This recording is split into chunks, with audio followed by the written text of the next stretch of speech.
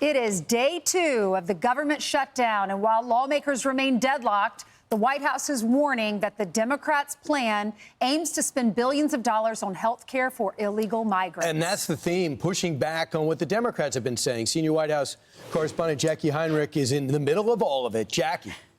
Good morning, guys. Yeah, there are a number of reasons why this could go on for a long time, but pretty much at the top of that list is each side is insisting that the other is lying and showing no willingness to talk about what's actually going on. Listen here. They say we're not actually trying to give health care benefits to illegal aliens, and here's why it's not true. There are 2 Biden-era programs that explicitly gave the taxpayer health care money to illegal aliens. In the One Big Beautiful Bill, President Trump and congressional Republicans turned off that money to health care funding for illegal aliens. The Democrats want to turn it back on. And that is true. There are a number of health care provisions in the Big Beautiful Bill that Democrats are demanding to roll back as a condition to fund the government. Republicans in the White House say these provisions amount to giving health care to illegal aliens. There are a number of line items. They total almost $200 billion. Republicans enacted these reforms to restrict aliens, both lawfully present and illegal immigrants, from accessing federal health programs meant for American citizens. They include ending Medicaid for most non-citizens, ending the enhanced federal medical assistance percentage, known as FMAP. That's for emergency care for illegal immigrants, most of the time in hospitals, ending Medicare for most non-citizens, and also ending Obamacare funding for most non-citizens. There's a provision also that ends the so-called California loophole. Republicans say that was abused to draw in more funding for illegal immigrants, as well as a special rule that subverts language within Obamacare that prevents most immigrants from getting Medicaid for 5 years by instead allowing those earning below the poverty line to get Obamacare premium subsidies. It's a lot. But the White House says the $200 billion that these Democrats want back in the programs, quote, would result in the federal government spending $200 billion on health care for illegal immigrants and non-citizens over the next decade, nearly enough to fund the entire children's health insurance program over the same period, all while repealing reforms that strengthen care for most vulnerable Americans. So for now, Republicans are not entertaining any of these demands. They've lost all rationale when it comes to their hatred for President Trump.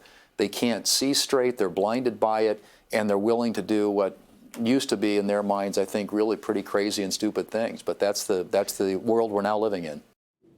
So if you've been hearing Democrats saying not a dollar of taxpayer money goes to these programs and Republicans in the White House are lying, the reason they're saying that is because technically these programs are not, you're not eligible for these programs as an illegal immigrant. But there are a number of sort of nuances within the language that have allowed non-citizens of a lot of different kinds, whether you're an asylee or refugee, an illegal immigrant in a hospital, to access these programs. And Republicans are not entertaining discussion over that for now, guys. Hey, Jacqui, just from your anecdotal, from your work and your contacts, we know that 3 Democrats crossed the line. Kind of surprised some people. They're up to 55. Are there other senators, like, for example, John Ossoff, who's in a tough election in a red state, Jeanine Shaheen, Gary Peters, who are retiring, Dick Durbin, who's retiring? Is there a sense that maybe they're tired of this and see that they have little leverage and might just do that and cut the rug out from underneath Schumer's feet? It's possible. There are a few of the names that you mentioned. We've heard discussion about that.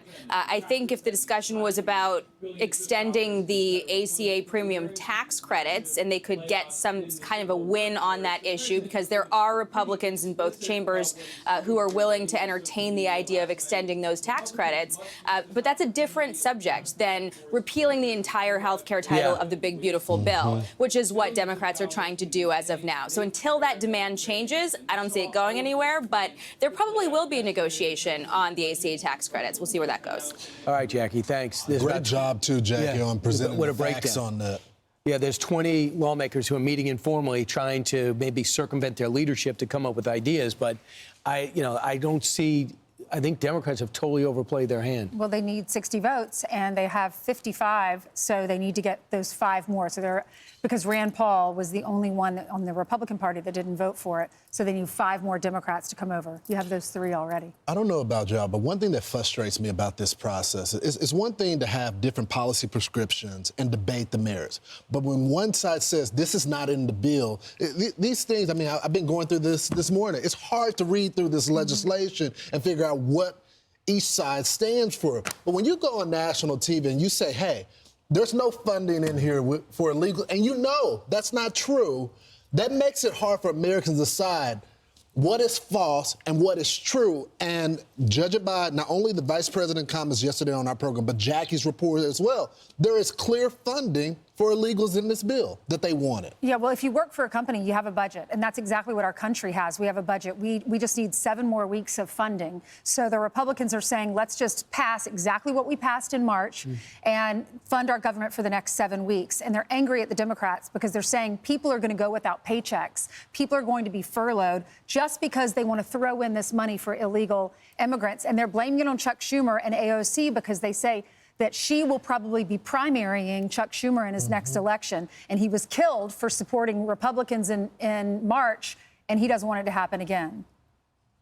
Here are some of the Democrats, the Republicans, and AOC was approached because she was saying, well, if Republicans have a problem with this, they can come to my office. They can sit down and talk to me. Listen to this.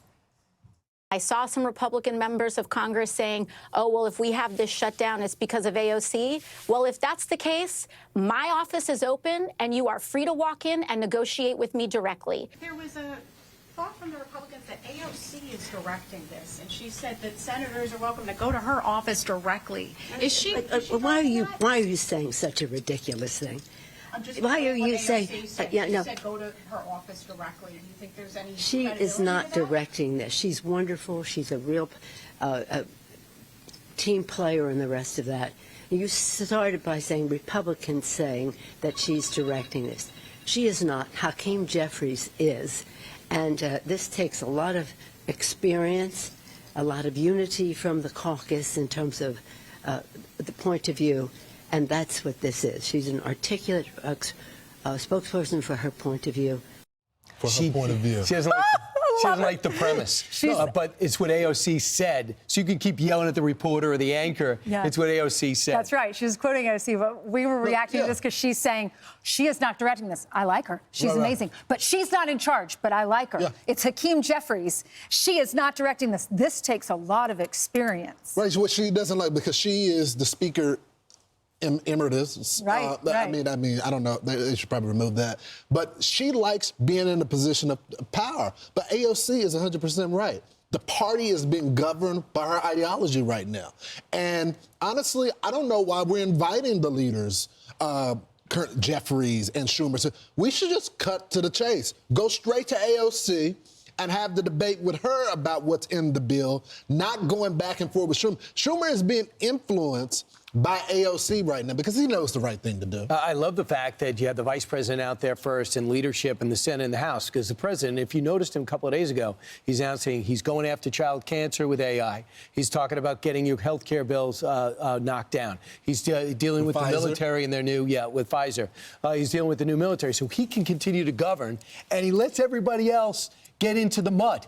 And you can stay in the mud. Let the president be the president. I think it's a great way to approach it. Don't you think, Brian, when you watch Nancy Pelosi, that's the problem with the Democratic Party. 100%. They're walking a fine line. She wants to be the establishment in the Democratic Party. I was in charge. Now it's Hakeem Jeffries. I passed the torch to him. AOC, we appreciate her. We're trying to appease all of the squad, but they're not really in charge. Do you remember, Ainsley, I know you do, why Joe Biden left?